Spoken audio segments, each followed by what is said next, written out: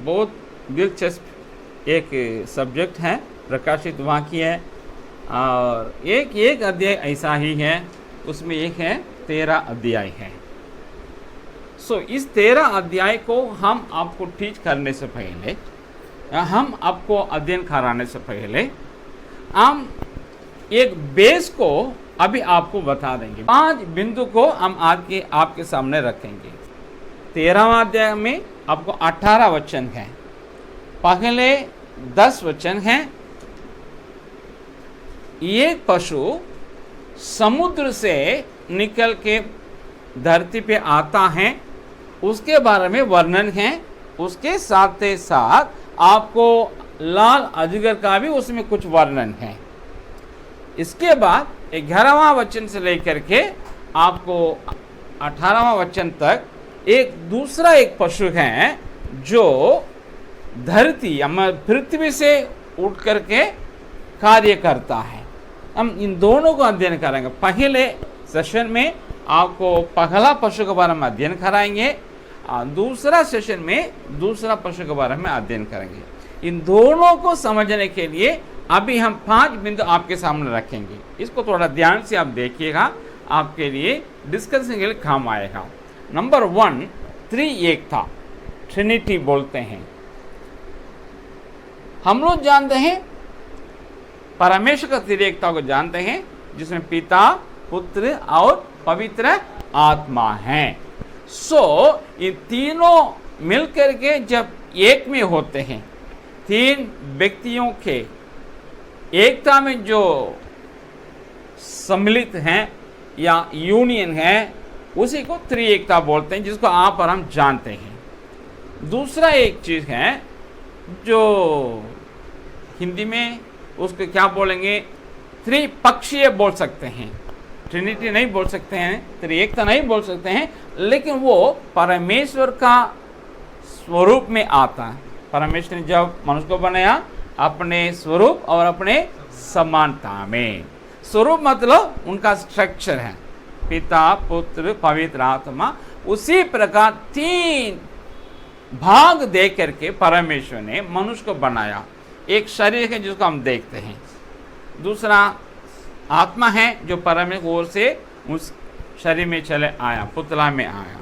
तो ये वो अंदर आने के बाद एक प्राण उत्पन्न हो गया। बाइबल बताती है इस कारण मनुष्य जीवित प्राणी बन गया, लिविंग सोल और लिविंग बीइंग बन गया करके। आपको मुझको मालूम है, आप और हम परमेश्वर के स्वरूप में हैं।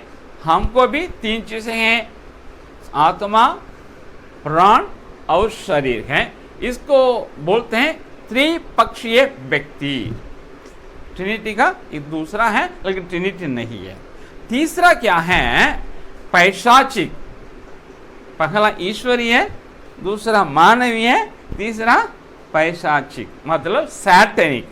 वो भी क्या करता है, 3 चीज को मेरे पास भी त्रिएकता है करके लोग पेश करने का कोशिश करता है, लेकिन वो ना त्रिएकता है और ना त्रिपक्षीय, लेकिन ये तिगटा है। तिगटा का मतलब है 3 निकट से संबंधित व्यक्तियों का, अर्थात अजगर, पशु और झूठा भविष्यवक्ता का समूह है।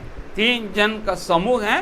इसको हिंदी में तिगट्ठा बोलते हैं, इंग्लिश में ट्रायड, TRIA ट्रायड, या तो ट्रायो भी बोलते हैं।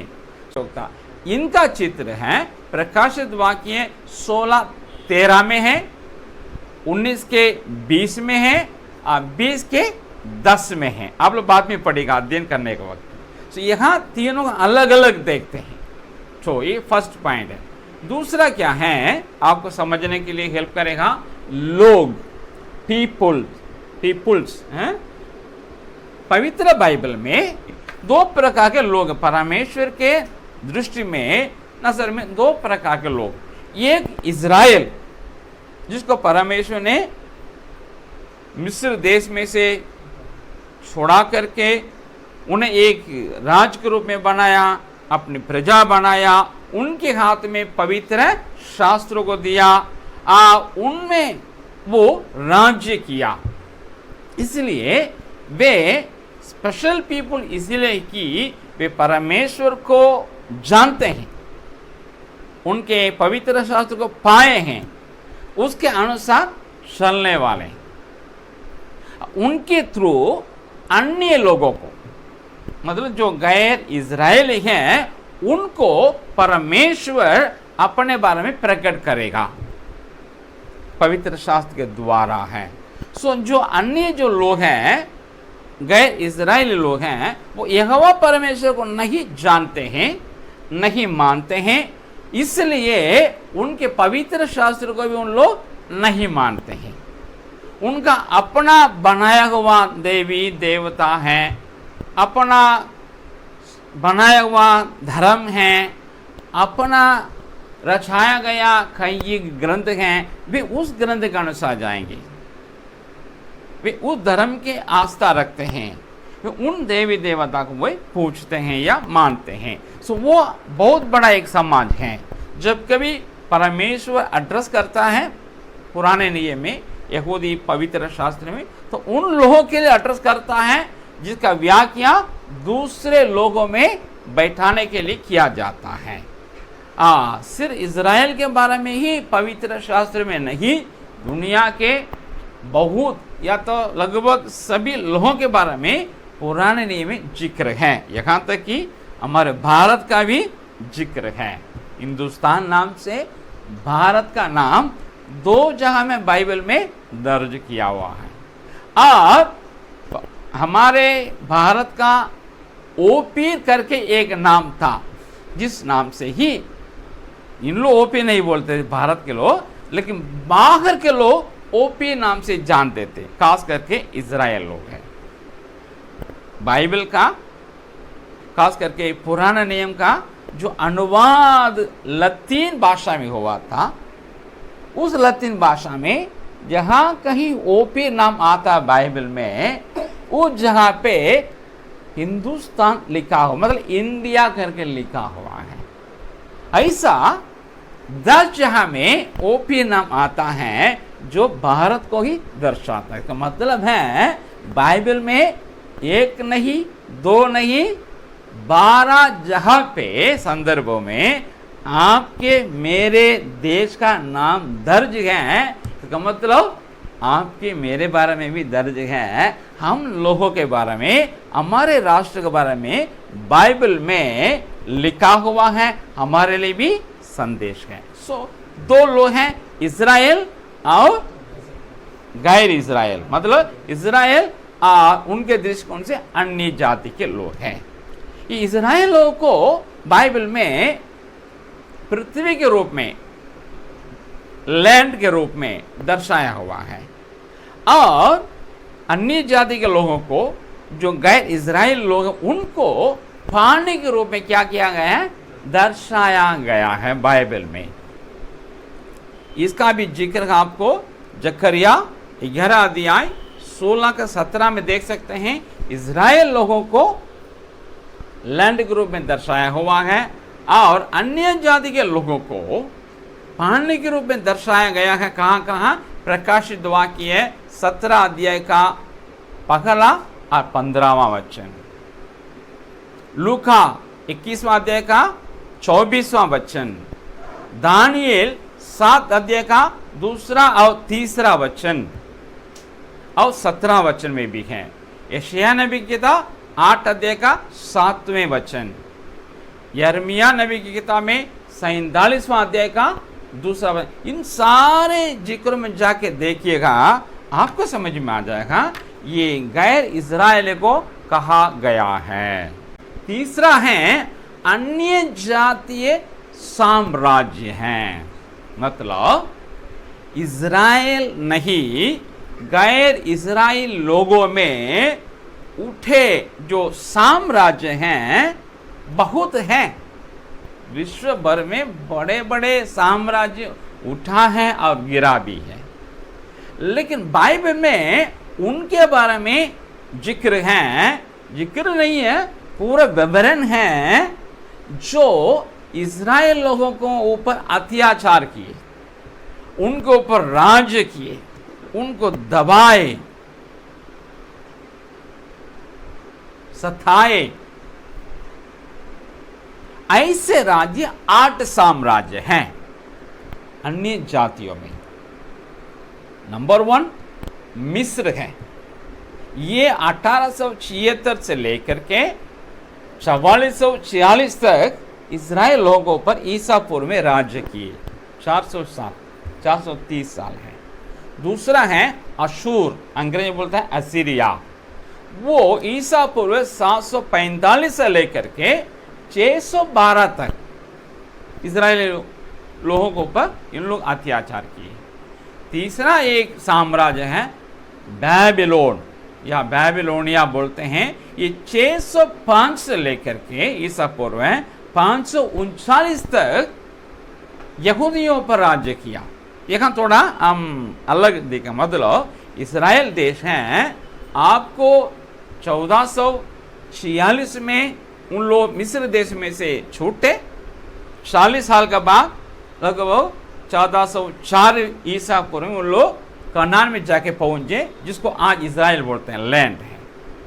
वहां जाके इन लोग कुछ साल नहीं, 200-300 लगभग, मेरे ख्याल से याद नहीं है, साथ इन लोग न्यायों के अधीन में रहे।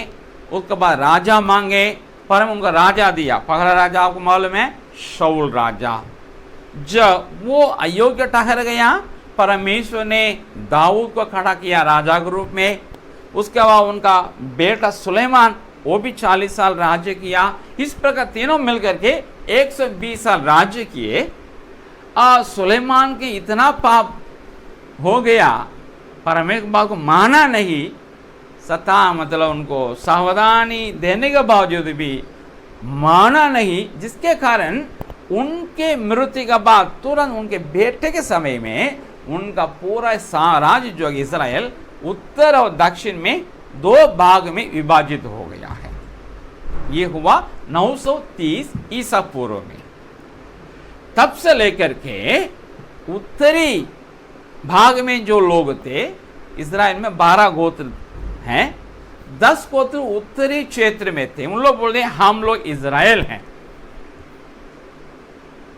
तो तब से लेकर के उनको इज़राइल माना जाता है नाम से। और दक्षिणी जो क्षेत्र हैं उसमें 2 गोत्र थे। दाऊद राजा का गोत्र है यहूदा, और ये एक और छोटा सा एक गोत्र था बेंजामिन बोलते हैं। ये दोनों गोत्र साउथ लैंड में, दक्षिणी भाग में उन लोग थे। तो उनके बाद राजा भी था, क्योंकि दाऊद का पोता रहोबियाम भी राजा बन गया है। तो इनके पास कैपिटल सिटी, राजधानी भी है, राजा भी है, लेकिन नाम उन लोग छीन लिए। इसलिए उन लोग बोलते हैं हम लोग यहूदी हैं। राष्ट्र से, नागरिकता से इन दोनों गोत्र लोगों को माना बोला जाता है यहूदी। सो उत्तर में इज़राइल, साउथ में यहूदी। 930 से लेकर के आपको 721 तक जो पीरियड था, इस पीरियड तक उत्तरी क्षेत्र के 10 गोत्र में उन लोग राज किए थे, एक राज्य के रूप में थे। उसके बाद अशूर के राजा आकर इन लोग को लेके चला गया बंधुआई में, और उस क्षेत्र में अशूर राजा अपने लोगों लाकर क्या कर दिया, बसा दिया। सो इज़राइली लोग चितराए गए 721 ईसा पूर्व में। उसके बाद जितना है यहूदियों का ही जिक्र होता है। व्यवस्था है, 5 व्यवस्था है ना, मूसा के पुस्तक। ये 5 पुस्तक इज़राइल लोगों के पास था, लेकिन उसके बाद जितना यहोशू से लेकर के सारे मलाकी तक जितना किताब है, उनमें नहीं उत्पन्न हुआ, और यहूदी लोगों के द्वारा परमेश्वर ने रचाया है। सो इन लोगों को 721 में वे बंधुओं में चले गए। उसके बाद लगभग 100 साल के बाद 605 में जो यहूदी लोग थे, इन लोगों को बैबिलोन से, जिसको आज इराक बोलते हैं, वहां के राजा आकर सेना के लिए आकर इन लोगों को क्या कर दिया, बंदी बनाया।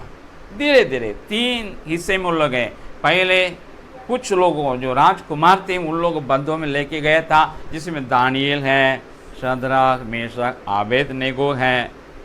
उसके बाद दूसरा एक झुंड गया, उसके बाद तीसरा झुंड गया। इस प्रकार 3 हिस्से में इन लोग बंधुआ में चले गए 605 से लेकर के। तब से 70 साल के बाद इन लोग वापस चले आए। बात है इजराइल लोग 721 में जो बाहर गए थे, चिथराए गए थे, बंधुआ में गए थे, वे लौटे नहीं। लेकिन यहूदी लोग जो दक्षिणी क्षेत्र के लोग, उन लोग जो बंधुआ में बाबिलोन गए, वे 70 साल के बाद चले आए। मतलब अपने देश में चले आए, लेकिन राज्य के रूप में नहीं रहा। बाबिलोन का साम्राज्य का एक हिस्सा था। जैसा अभी है बिहार, एक वक्त में क्या था, एक साम्राज्य था। अकबर ने क्या, अशोक था, यहाँ मगध एम्पायर था।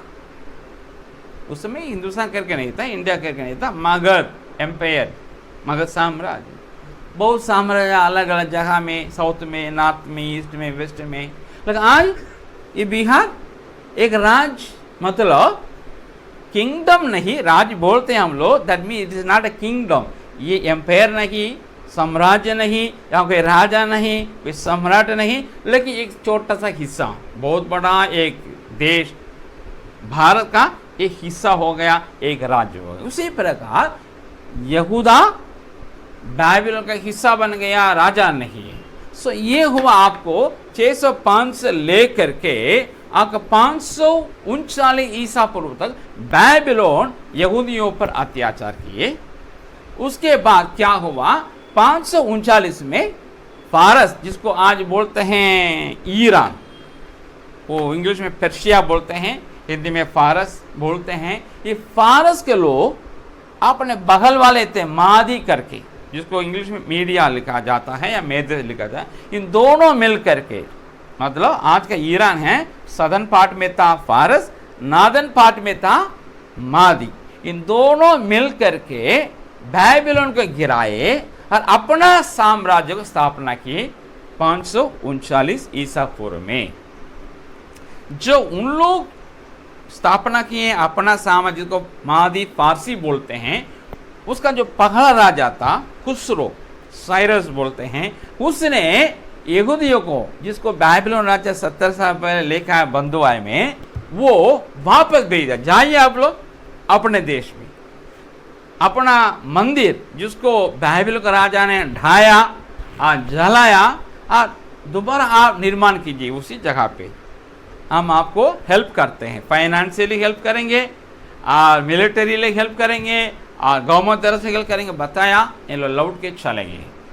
सो तब से 539 से लेकर के 330 तक मादी फारसी साम्राज्य यहूदियों को ऊपर था। अकेले इन लोग अत्याचार नहीं किए, फ्री रखे थे। लेकिन बाद में जो राजा लोग आए थे, इतना उन्होंने सताए, उन लोग बहुत उब गए। यहूदी लोग सोचे कोई क्या हमको उद्धार करता नहीं आएगा, छुड़ाने वाला सोच रहे थे। तब तक आपको मासिडोनिया से, मतलब हमारे एशिया के बॉर्डर में, यूरोप में स्थित बोलते हैं, स्थित ना, स्थित मासिडोनिया छोटा सा एक देश है, उसमें से यूनानी बोलने वाला अलेक्जेंडर महान, सिकंदर महान चले आया। वो आ करके मादी फारस साम्राज्य गिराने के लिए चले आया। उनका साथ थे यहूदी लोग दिए। तो 330 में वो आया, आकर के मादी फारसी साम्राज्य को पराजित करके अपने यूनानी साम्राज्य को स्थापना किया। बात है सिकंदर महान भारत से जब लौट के गया अपना देश, बाबिलोन में जाते जाते वो क्या हो गया, मर गया था बुखार हो करके, उनके संतान नहीं था।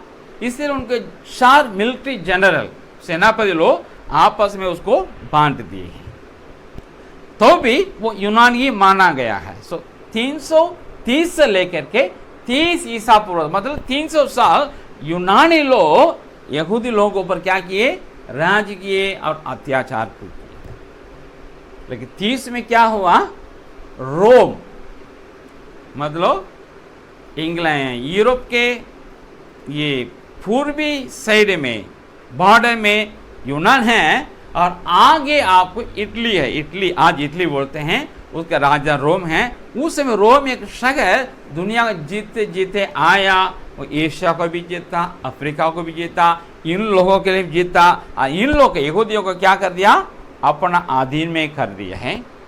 उनके दिन में बहुत इन लोग दुख उठाए, सताए गए, और यीशु मसीह का जन्म हुआ, उनको क्रूस में चढ़ाया गया है। उसके बाद मसीह लोग अस्तित्व में आए, कलीसिया आई, और कलीसिया को उन लोग क्या किए, रोमी लोग क्लेश देते रहे 323 तक, मेरे ख्याल से ईस्वी 323 तक। उसके बाद ये रोम साम्राज्य क्या हो गया, 2 भाग में विभाजित हुआ, पूरब और पश्चिम कर। पूरब में एशिया है, पश्चिम में आपको यूरोप है।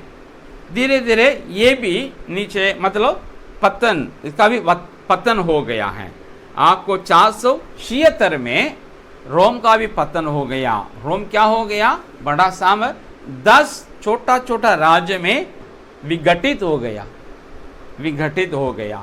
उसके बाद आप देखिएगा 476 ईस्वी से लेकर के आपको 1957 तक कोई लोग गैर इजराइलियों में कोई भी यहूदियों के ऊपर क्या नहीं किए, राज्य नहीं। कारण क्या है, आपको रोमी लोग क्या किए, रोम साम्राज्य क्या किया, 70 ईस्वी में यहूदियों को चितरा दिया दुनिया भर में।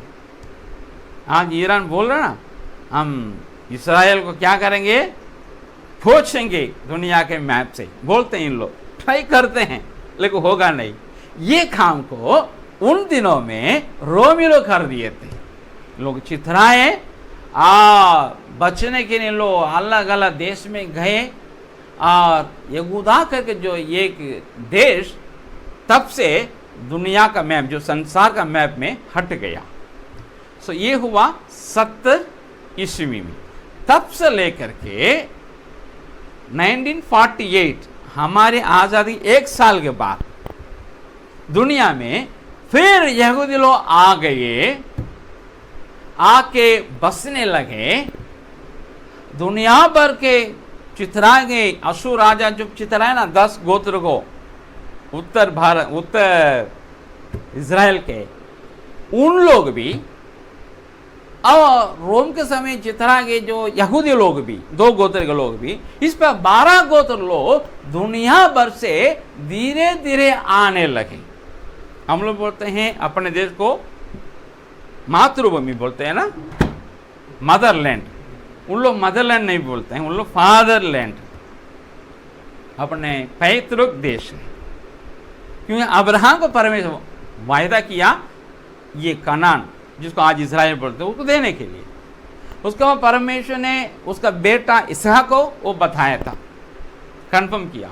उसके बाद उसका बेटा जो अब्राहम को पोता हुआ याकूब, जिसका नाम इजराइल परमेश्वर रखा, उसको भी परमेश्वर कंफर्म किया।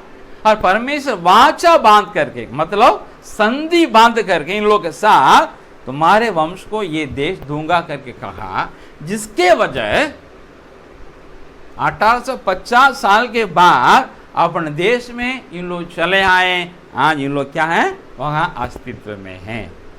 चारों तरफ उनका कौन है, दुश्मन ही है। और कोई कॉम्पाउंड वॉल भी नहीं है, शहरपना नहीं है, बावजूद भी उन लोग अस्तित्व में हैं। इतने लोगों को मारते हैं, हम तो देखिए रहे, रोज देखते हैं कौन लेबनान से और सीरिया से, ईरान से, इराक से, हर जगह से हमला हो रहा है। लेकिन वो क्यों अस्तित्व में है, परमेश्वर वायदा किया अब्राहम को, उनके बेटा को, उनका पोता, उनके बेटा को भी वो पूरा कर दो। सो हमारा परमेश्वर सच्चा परमेश्वर, फेथफुल गॉड, हजारों पीढ़ियों के क्या करता है, अपने वाचा को बना के रखता है, अपना प्रॉमिस को वो फुलफिल करता है, पूरा करता है। उसी का आ पर हम क्या करते हैं, उपासना करते हैं, आराधना करते हैं। इसलिए आ पर हम साधारण हैं, धन्य लोग हैं। We are the blessed people, we are blessed people नहीं, we are the blessed people. हम धन्य लोग नहीं, हम ही धन्य लोग हैं। सो अब है, ये है आपको हो गया रोम के बाद। अब ये लोग लौट के आ गए हैं 48 में। 9 साल के बाद क्या हुआ आपको 57 में, आपको दुनिया में फिर रोम जो विघटित हुआ था ना 476 ईस्वी में, वो फिर क्या होने लगा, आपस में उन लोग आने लगे। फिर इन लोग रोम को जिलाने के लिए इन लोग नींव रख दिए। हुआ, रोम में भी हुआ, एक संधि का साइन हुआ। उसके बाद उसमें से बढ़ के 5 या 6 देश हैं, फ्रांस हैं, मेरे ख्याल से इटली हैं, ये लोग मिल करके क्या किए थे, एक रोमी संधि में साइन किए। उसके बाद वो विकसित होते होते होते उसका नाम भी बदलते बदलते आज उसका नाम यूरोपीय संघ, यूरोपियन यूनियन, या हिंदी में यूरोपीय संघ हो गया। सो 57 से लेकर के कलीसिया का मेगारोहण तक जितना लंबी एक अवस्था है, तब तक वो राज करेगा। लेकिन बात यह है, ये लोग राज नहीं करेंगे यहूदियों पर, इजराइल ऊपर, लेकिन उनके साथ क्या है, एक अग्रीमेंट हो गया है। अग्रीमेंट होने के नाते अब इजराइल उनके संघ में है, यूरोपियन यूनियन में, यूरोपीय संघ में सिर्फ यूरोप का ही देश रहता है, एशिया का नहीं रहता है ना। कैसे, तब तो यूरोपीय संघ नहीं होगा। बावजूद भी यूरोपीय संघ में इजराइल एक सदस्य बनने के लिए ट्राई करता, उन लोग भी ग्रीन सिग्नल दे दिए। जबकि आसिया में है, यूरोपीय संघ यूरोप में है, सो उन लोग इसलिए बोलते हैं, अच्छा वहाँ जितने इजरायली हैं ना, बोलती है उन लोग यूरोप अलग अलग देश में थे, इसलिए यूरोप से आए, इसलिए एशिया में रहने के बावजूद भी इजरायली लोगों जो कल्चर जो है, जो उनका रगन शगन खाना पीना है, यूरोपीय है। सो सांस्कृतिक तौर से उन लोग उनके साथ क्या करते हैं, तालमेल रखते हैं। इसलिए यूरोपीय संघ बोलता है आपको हम अपना सदस्य बनाएंगे। अब हमारे लिए विषय ये भी बोल रहा है, आप हमारे लिए स्पेशल हैं। ऐसा किसी यूरोपीय देश को भी वो कहा नहीं, लेकिन इन लोग का कहा जल्द ये उसमें संघ एक मेंबर होने वाला है। सो हम आपको बताए थे, फर्स्ट इजिप्ट मिस्र, उसके बाद असीरिया अशूर, उसके बाद बैबिलोनिया, उसके बाद मादी फारसी मतलब मेदो पर्शिया, उसके बाद ग्रीस यूनानी बोले थे, उसके बाद रोम बताए थे। आप 7वां क्या बोले थे, यूरोपीय संघ, यूरोपियन यूनियन बोलते हैं। और 8 है, 8वां साम्राज्य क्या है, ये है संशोधित रोम। पहले रोम था, फिर विघटित हुआ, फिर पुनः गठित करने के लिए नींव रख दिया गया है। सो उसमें पुराने रोम के सदस्य थे या अंग थे, ऐसे देश आज यूरोपियन यूनियन में हैं और की मेंबर भी हैं। अब है उसमें रोम भी एक मेंबर है, लेकिन वाटिकन उसका मेंबर नहीं है। जबकि वाटिकन एक छोटा सा देश है, देश नहीं बोलेंगे, राज्य है, किंगडम है। उसका एक किंग होता है जो पोप उसका किंग है। अब वो दोनों रोल प्ले करता है, एक पॉलिटिकल लीडर है, वो उस देश का कौन है, राजा है। उनका एक मिनिस्ट्री है, मंत्रालय है। हाँ, उनका जो अम्बासडर है, राजदूत है ना, राजनीतिक राजदूत हर एक देश में है।